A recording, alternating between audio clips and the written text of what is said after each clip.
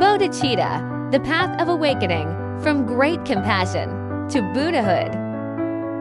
We will now take a deep dive into the materials provided by the Buddhist Association of Australia. The core of this material is about bodhicitta, which sounds like a profound term, but it seems to be a critical starting point for the path to Buddhahood. Let's sort through it together to see how the master explains this core concept. The focus of this material is on why to develop bodhicitta and how to actually do it. It emphasizes that this isn't just a slogan, but more of an internal driving force and a practical direction. It's the cornerstone of the Dharma teachings for achieving Buddhahood. Let's start with its foundation. The material first mentions that the path to Buddhahood begins with a genuine vow to truly free all sentient beings from suffering and bring them happiness. Is this the foundation? Yes, it is. The master specifically points out that the source of bodhicitta is great compassion. How so? It's when you truly see the suffering of sentient beings, their afflictions, past karma, and its consequences, and a deep sense of sympathy and a firm resolve to help them arises. Without this genuine and urgent compassion, bodhicitta is difficult to truly generate. This is the starting point. I see, first, you need to have this very deep compassion. But I'm wondering why having this compassion must lead to the path of generating bodhicitta and becoming a Buddha. Couldn't you use other methods to help people? That's a great question. The material explains that to truly free beings from suffering and bring them happiness, a wish alone is not enough. You also need complete wisdom. You have to understand the root causes of suffering, such as greed, anger, ignorance, arrogance, and doubt, how these afflictions operate and lead to consequences. You also need to know the most effective solutions. And the one who possesses this perfect wisdom to see through everything is the Buddha. The Buddha has what is known as all-knowing wisdom. So when your wish to help all sentient beings is genuine and powerful enough, you will naturally discover that to best achieve this goal, you must pursue the ultimate wisdom of a Buddha. This naturally leads to generating Anuttara Samyak Sambodhicitta, which is the vow to achieve the highest, most complete enlightenment for the benefit of all sentient beings. This is the logic. That makes sense. But there's a very practical problem, which the material also seems to mention. Some people might feel that they can't even keep the basic 5 precepts and 10 virtues. So why should they talk about a lofty goal like achieving Buddhahood?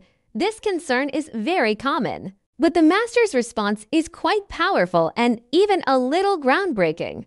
He directly uses the Buddha's own example, saying that Shakyamuni Buddha first generated bodhicitta not when he was at the peak of his practice, but while suffering in hell. It was because he saw his fellow sufferers and felt an overwhelming compassion and pity. And right then and there, he made the vow. So the key point here is not whether you are a good student or perfect right now.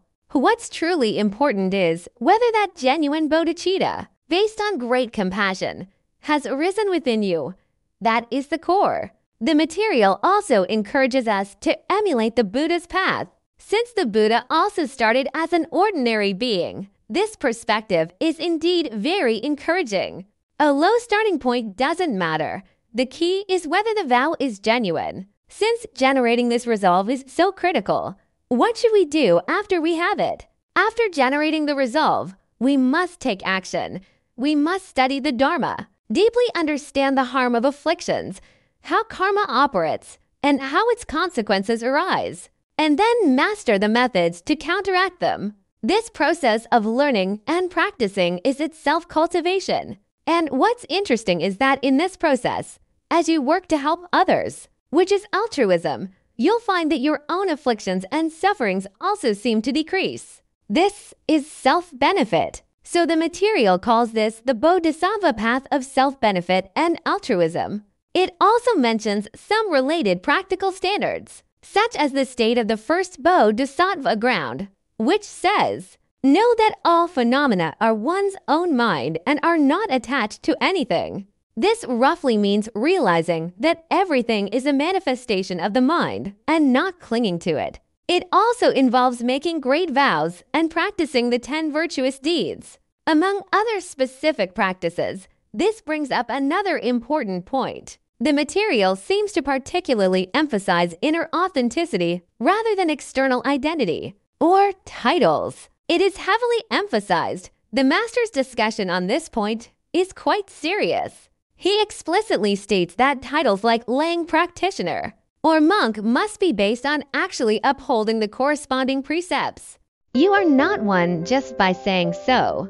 He also severely criticized the act of claiming to have attained a state when you have not, saying it's a great lie that is a major obstacle to practice. Therefore, a silent, genuine practice based on true bodhicitta is far more valuable than an empty title. We must be truth tellers and reality tellers. That's very practical. The material later discusses some seemingly incredible states, such as a single hair tip manifesting all worlds, and knowing everything with a single thought. How should we understand these? These descriptions do sound very mystical, but they are actually describing the abilities or states that will naturally manifest when you have generated bodhicitta and ultimately achieved Buddhahood. Rather than being supernatural powers, they reveal the infinite potential that our minds originally possessed. The material wants to convey that the ultimate awareness, the Buddha nature that we often speak of, its essence is actually all-pervading and all-knowing. It is just temporarily obscured by our own afflictions, klesha varana, past habits and karma varana, and physical and mental limitations, which are the 3 obscurations. The goal of generating bodhicitta and practicing is to remove these obscurations layer by layer, to restore that originally perfect awareness, which is called restoring the original complete enlightenment. You can see this as a vision to encourage practitioners to persevere on the path of bodhicitta. After listening to all this, it feels like the core message of this material is very accurate and clear. The engine for ultimate liberation is bodhicitta, which originates from great compassion and leads us to pursue ultimate wisdom for the benefit of all beings.